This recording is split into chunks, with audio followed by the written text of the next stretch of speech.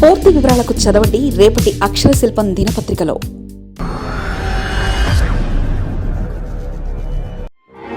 సముద్ర దిగ్బంధనం, ఇజ్రాయెల్ ఛేదన. పూర్తిగా అడ్డుకున్న ఇజ్రాయెల్ దళ దౌత్య సాయం లభించడం లేదని వారు. ఆయుధ సమీకరణ వ్యతిరేకంగా వేరు. గాజాపై అమల్లో ఉన్న సముద్ర దిగ్బంధనం సవాల్.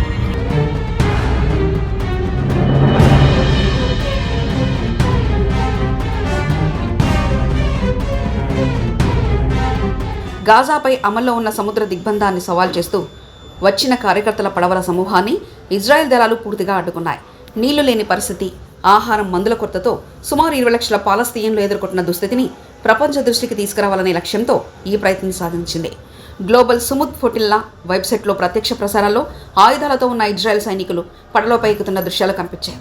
లైఫ్ జాకెట్లు ధరించిన కార్యకర్తలు చేతులు పైకెత్తినట్లు వీడియోలు కనిపించాయి.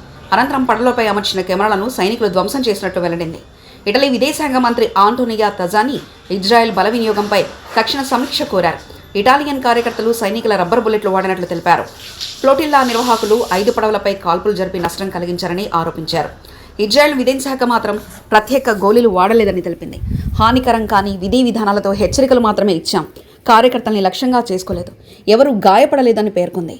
ఫ్లోటిల్లా వెబ్సైట్ సమాచారం ప్రకారం గాజా తీరానికి సుమారు 167 మైళ్ల దూరంలోనే ఇజ్రాయెల్ దళాలు పడవలను అడ్డుకోవడం ప్రారంభించాయి. ఈ పడవలు గత వారం టర్కీ నుంచి బయలుదేరాయి. ఇజ్రాయెల్ ఈ పోటీలను ప్రచోదన కోసం చేసిన ప్రయత్నంగా అభివర్ణించింది. గాజాకు సహాయం అందించాలనే అసలు ఉద్దేశమే లేదని పేర్కొంది.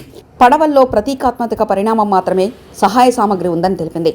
సోమవారం అంతర్జాతీయ జలాల్లో సైప్రస్ సమీపంలో సుమారు 41 పడవలను ఇజ్రాయెల్ నౌకాదళం అడ్డుకొని అందులో ఉన్న వారిని నిర్బంధించింది. ఫ్లోటిల్లా ప్రకటన ప్రకారం 40కి పైగా దేశాలకు చెందిన 428 మంది కార్యకర్తల స్థితి తెలియడం లేదని పేర్కొంది. వారికి న్యాయవాదులతో సంప్రదింపులు, దౌత్య సహకారం లభించడం లేదని, కుటుంబాలకు సమాచారం ఇవ్వలేదని తెలిపింది. ఇజ్రాయెల్ విదేశాంగ కార్యాలయం మాత్రం మొత్తం 430 మంది కార్యకర్తలను ఇజ్రాయెల్ నౌకలను తరలించామని తెలిపింది. వారు ఇజ్రాయెల్ చేరుకొని తమ దౌత్య ప్రతినిధులను కలుసుకునే అవకాశం ఉంటుందని సోషల్ మీడియా ప్రకటనలో పేర్కొంది. ఐర్లాండ్కు చెందిన పలువురు, ఇందులో ఐర్లాండ్ అధ్యక్షురాలు క్యాథరిన్ కనాలీ సోదరి కూడా ఈ ఫ్లోటిల్లాలో ఉన్నారు. ఐర్లాండ్ ప్రధాని మైకెల్ మార్టిన్ అంతర్జాతీయ జలాల్లో పడవలను అడ్డుకోవడానికి పూర్తిగా అంగీకరించలేనిదిగా వ్యాఖ్యానించారు. కార్యకర్తలను తక్షణం షరతులు లేకుండా విడుదల చేయాలని, న్యాయ మరియు దౌత్య సహాయం కల్పించాలని ఫ్లోటిల్లా ప్రపంచ నాయకులను కోరింది. ఇజ్రాయెల్ నౌక ఒక తెలియని నౌకాశ్రయానికి కార్యకర్తలను బలవంతంగా తరలిస్తున్నట్లు మంగళవారం ఉదయం ఫ్లోటిల్లా పేర్కొంది. ఏప్రిల్ 30న జరిగిన అడ్డుకోవడంలో నిర్బంధితులు శారీరక వేధింపులు, లైంగిక దాడులపై ఆరోపణలు చేసినట్లు తెలిపింది. ఇజ్రాయెల్ ఈ ఆరోపణలను ఖండించింది. టర్కీ, హమాస్ ఈ చర్యలను దోపిడిగా పేర్కొంది. ఇటలీ, స్పెయిన్, ఇండోనేషియా కార్యకర్తలను విడుదల చేసి భద్రత కల్పించాలని కోరాయి.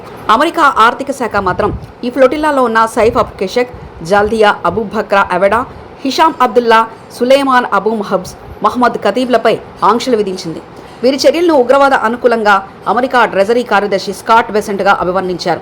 గాజాకు మానవతా సహాయం సమృద్ధిగా చేరుతుందని ఇజ్రాయెల్ రక్షణ విభాగం తెలిపింది. రోజుకు సుమారు 600 ట్రక్కుల సహాయం తీసుకెళ్తున్నామని పేర్కొంది. కానీ ఐక్యరాజ్య సమితి వరల్డ్ ఫుడ్ ప్రోగ్రాం నివేదిక ప్రకారం ఇరాన్ యుద్ధం ప్రారంభమైన తర్వాత మార్చిలో గాజాకు చేరిన ట్రక్కుల సంఖ్య గణనీయంగా తగ్గింది. మార్చిలో రోజుకు సగటున 112 ట్రక్కులు మాత్రమే ప్రవేశించాయని తెలిపింది. ఇటాలియన్ కార్యకర్త డానియలే గల్లిన సాంకేతిక సమస్యలతో సైప్రస్ నౌకాశ్రయానికి మళ్లిన పడవలో ఉన్నారు. సహాయం మాత్రమే కాదు, ప్రపంచంతో గాజాను కలపాలనే నిర్మాణాత్మకమైన మార్పు లక్ష్యం. మా ప్రభుత్వాలు ఈ విధానాలను సహకరించడానికి ప్రశ్నించడం కూడా ఇందులో భాగమని ఆయన అన్నారు. మా మిషన్ పూర్తిగా శాంతియుతం, అయినా అంతర్జాతీయ చట్టాలను విస్మరిస్తున్న తీరు కనిపిస్తుందని గల్లినా వ్యాఖ్యానించారు. గాజాకు చేరే వరకు మా నిరసన కొనసాగుతుందని తెలిపారు. హమాస్ 2007లో గాజాపై నియంత్రణ సాధించిన తర్వాతే ఇజ్రాయెల్ సముద్ర దిగ్బంధానికి కొనసాగిస్తుంది. 2023 అక్టోబర్ 7న జరిగిన దాడుల తర్వాత ఈ దిగ్బంధాన్ని మరింత కఠినతరం చేసింది. ఆ దాడుల్లో సుమారు 1200 మంది మరణించగా 250 మందికి పైగా బందీలుగా తీసుకెళ్లారు. విమర్శకులు ఈ దిగ్బంధాన్ని సమిష్టి శిక్షగా అభివర్ణిస్తున్నారు. హమాస్ ఆయుధ సమీకరణకు అడ్డుకోవడం లక్ష్యంగా ఇజ్రాయెల్ చెబుతుంది. ఇజ్రాయెల్ నియంత్రణలో లేని ఏకైక సరిహద్దు అయిన ఈజిప్టు మార్గంలోని రాకపోకలకు కఠిన నియంత్రణలు ఉన్నాయి. గాజా ఆరోగ్య మంత్రిత్వ శాఖ సమాచారం ప్రకారం అక్టోబర్ 7 దాడుల తర్వాత జరిగిన ప్రతీకార దాడుల్లో 72,700 మందికి పైగా మరణించారు. పౌరులు, మిలిటెంట్ల వివరాలు వేరు చేయలేదని తెలిపింది. ఈ శాఖ వైద్య సిబ్బందితో పనిచేస్తూ సమగ్ర రికార్డులు నిర్వహిస్తుందని అంతర్జాతీయ వర్గాలు భావిస్తున్నాయి. మరిన్ని కథనాల కోసం సబ్స్క్రైబ్ చేసుకోండి మీ అక్షర శిల్పం. పూర్తి వివరాలకు చదవండి రేపటి అక్షర శిల్పం దినపత్రికలో.